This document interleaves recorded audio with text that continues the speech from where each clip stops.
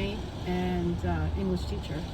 In the beginning, I used to drive mostly at night, and then I picked up a few college boys, and one of them threw up in my car. And then I decided I'm not going to drive at night anymore.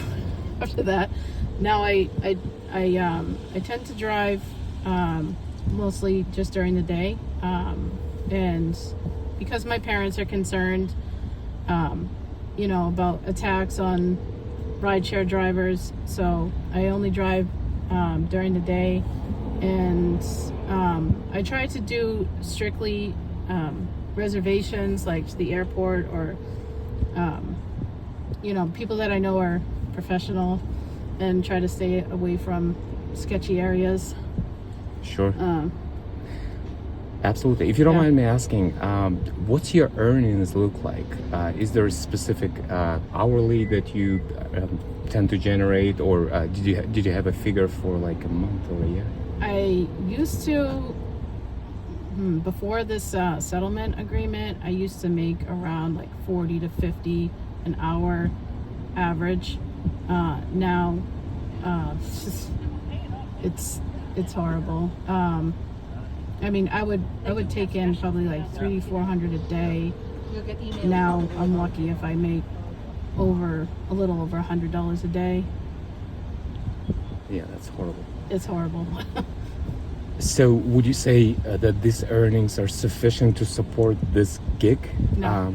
No. I'm not even referring to like support the whole lifestyle, but No, not this gig. I'm a single mother with 5 kids, and this just it's not sufficient. And I've never been on any kind of assistance, government assistance. So, I've always worked. I've always supported my kids, and I make sure that my kids, as soon as they turned 14, that they had a part-time job.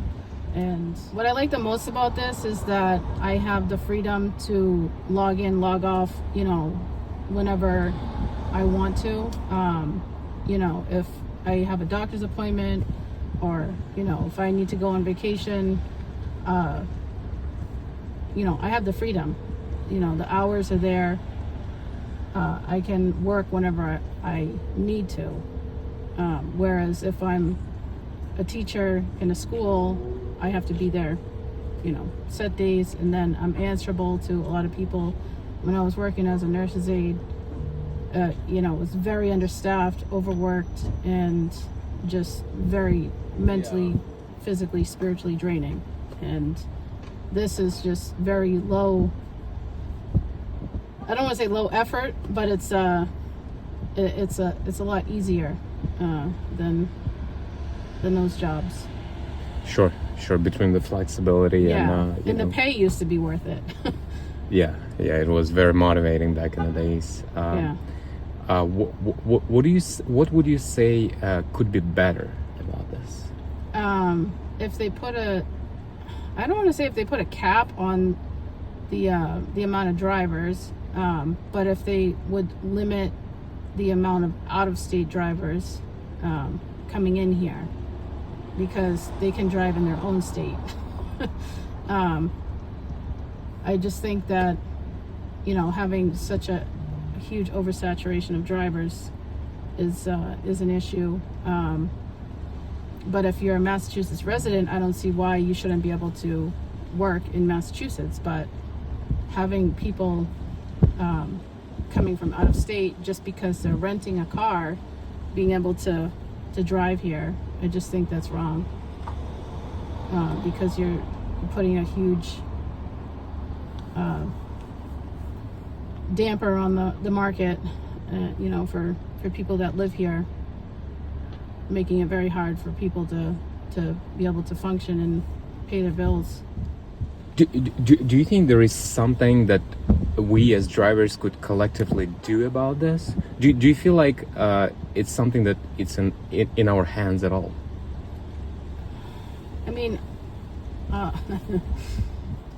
I know there's a lot of talk about unionizing and all that, but I'm very much against having a lot of regulations and big government. Anytime you mix government into the pot, it makes things worse, and regulations and stuff like that. I think it just makes it worse. I have mixed feelings about it, but something needs to be done in order to curb the amount of power that Uber and Lyft has over, the drivers, and how much that they're able to just screw over the drivers and the passengers as well, because they're still charging the passengers the same rates, if not more, and they're not giving it to the drivers. What's the future holds for Kamika? I don't know. I'm thinking about getting back into teaching. Probably looking along more of that if this market continues in this downward spiral. Sure. I'm not able to function on $100 a day, feeding and sheltering, clothing 5 kids. If there is one message you could pass along to your riders, to Uber and Lyft, and to other professional drivers, what would it be?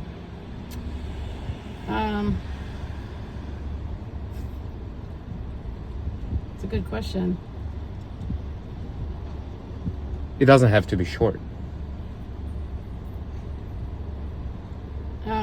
I don't know.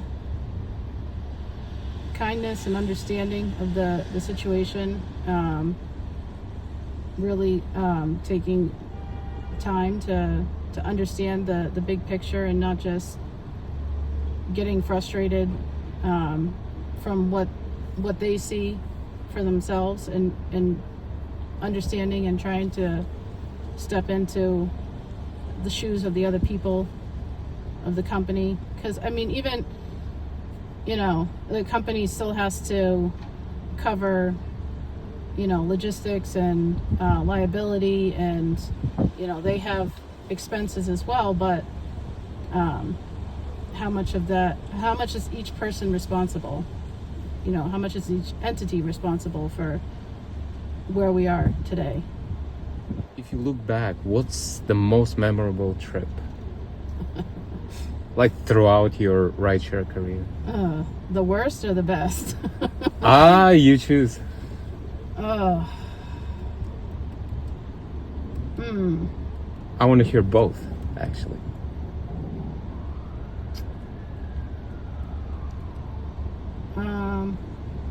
Okay, the worst one was a couple years ago. Picked up a passenger from Little General. This was when I got out of work. I was working as an English teacher up in Methuen, and I picked up this passenger, and immediately, when it shows up that this ride has been ordered by an organization, I was like, oh great. this isn't good. I thought it was like a rehab patient, something like that. And normally when I do hospital pickups, it's somebody that's getting out of a day surgery or something like that, and I was like, all right. But I have two out of my 6 brothers are addicts, so I kind of had some sympathy. So I was like, all right, he finished rehab, so he's sober. So I'm like, all right. I go and pick the guy up, and he had left against medical advice, and he was trying to kiss the nurses on the way out of the hospital, and I was like, okay, this is not gonna be a good ride. He got into the back seat, and he started telling me to turn my N-word music off, and I told him that he better keep his mouth quiet for this ride, because I have black children, and I didn't appreciate his choice of words. And And I said, if you want a ride to where you're going, you better be quiet, or this ride's not gonna last very long. And he was like, oh no, I'm just kidding. Thanks for the ride, miss, and yeah, I'll be quiet. And then we get onto the low connector, and he's like, do you carry protection on you, miss? And I was like, I didn't even answer him because I knew he meant one of two things. And he's like, because I have a gun in my pocket. Bang, bang, bang, bang. And I always carry pepper spray on me. And I was like, well, I have my bling sting on me, and I'm not afraid to use it if you don't shut up. And I showed it to him. And he's like, oh, no, I was just kidding. Beautiful woman like you shouldn't be driving without protection. And I said, okay, this is your last warning. Like, you better be quiet or this ride's gonna end. And he's like, no, I'm just kidding. Yeah, I'm gonna be quiet now. And then he falls asleep. And I was like, all right, good, he's asleep. He'll be quiet. Now, this ride was from Lowell to Taunton. And pretty far. Yes. And it was $85 I was gonna get. So I was like, all right, this is good. This will pad my wallet. It was going to take like an hour and 15 minutes or something. And he wakes up about 10 minutes later, and then he's like, oh, you got to stop in, I forget where he said. It was like 10 minutes away from Taunton. He's like, you got to stop at my friend's house. I got to pick up my bricks. And I'm like, I don't think so, buddy. I'm like, I'm not stopping anywhere except for where it says to stop. And then he's like, oh, I'm just kidding. And then he falls back asleep, and then he gets up again. He starts like rustling through his bag, which was like a trash bag from the hospital. He opens it up, and I thought he was drinking a water bottle, and then he drank almost all of it, and then he goes back to sleep. And then he gets up about 15 minutes later, and he starts going like this to the back of the seat and taking the seat belt and trying to strangle the seat. And I'm like, what the hell are you doing? And I'm like, Jason, stop. And he was completely out of it. And I'm like, all right, like, I don't know what the hell's going on. So I pressed the safety icon on the Uber app, and they're like, oh, we see you've initiated the safety icon. What can we help you with? I'm like, police? And they're like, oh, can we call you? And I'm like, no. Like, I don't need this guy knowing like what's going on. And they're like, oh, what's happening? And I'm like, I just put rider physical. Like, I typed it in there. And then they're like, okay, we can see by your GPS where you are. We'll have a state police officer pull you over. And I swear it was like the longest 10 minutes of my life waiting for a state police officer to find me and pull me over. I was driving in the middle lane, and then I saw like 10 minutes had gone by. I swear it had to have been 10 minutes. And I see a state trooper waiting on the side of the road and looking, for me. And then I went over into the right lane, and then he saw me. Like, I just went like this, and he saw me, and then he pulled me over. And the guy was like, why are you pulling over? And I'm like, I don't know. The guy's like, the cop's pulling me over. I don't know why he's pulling me over. And he's like, no, you can't pull over. And I'm like, no, I have to pull over. I'm like, I don't know what I did. And I pull over, and the cop was like, excuse me, ma'am, you need to step out of the vehicle. And I was just like, gladly, yes. Like, get me out of this car. And he's like, okay, step to the rear of the vehicle. And he's like, actually, you know what? Come over here to my car. And I'm like, okay.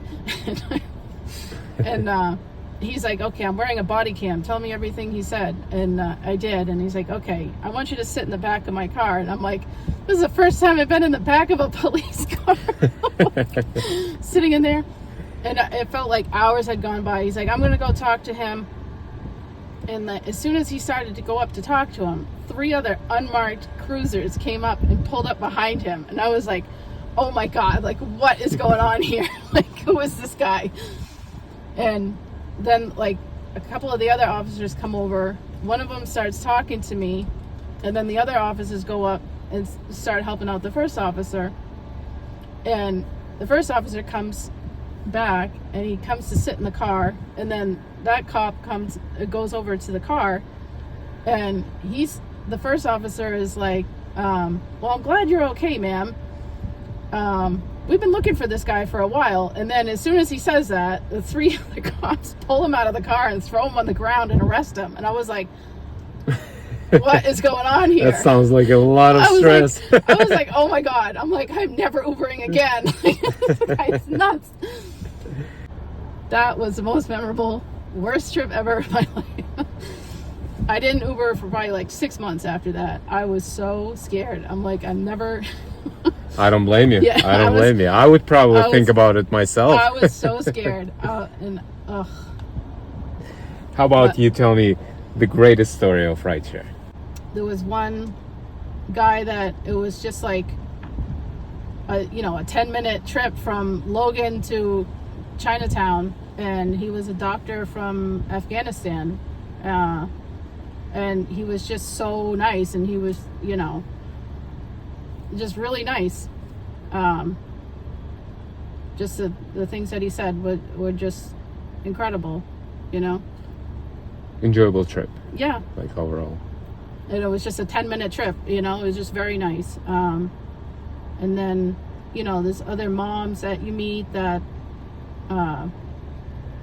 you joke around with their kids and stuff, and it's good. Sure. What was the most paid trip that you ever did through the network? Most paid trip. I've done a few to New York City. I would say that would be the most paid.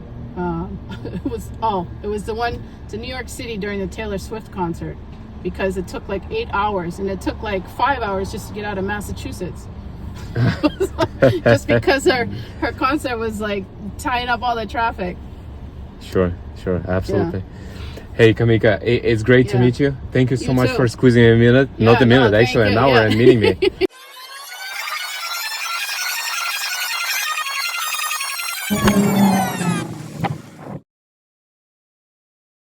I remember in the beginning of the pandemic,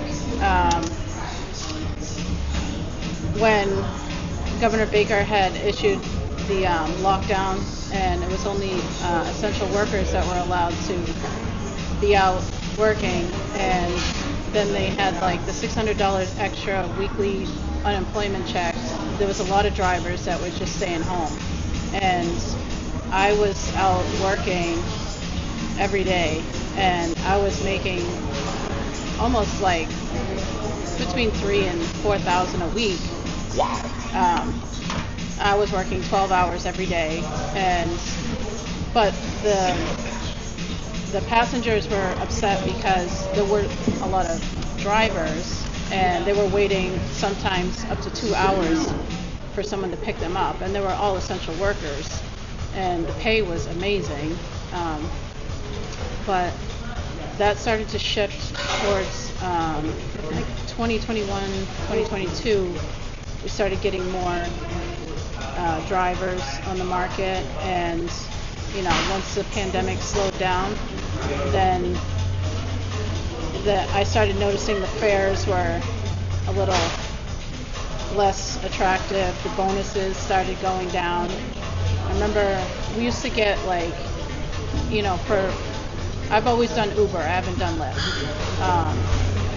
We used to get like the Monday through Thursday, and then Friday through Sunday bonuses. Like if you do like 90 rides, you'd get like, some of them were like $600 to $800 extra for the 3 days or 4 days. And now it's like for Friday, now they only do Friday to Sunday, and for 30 rides it's $10. That's great. It's just ridiculous. There's just such an oversaturation of drivers.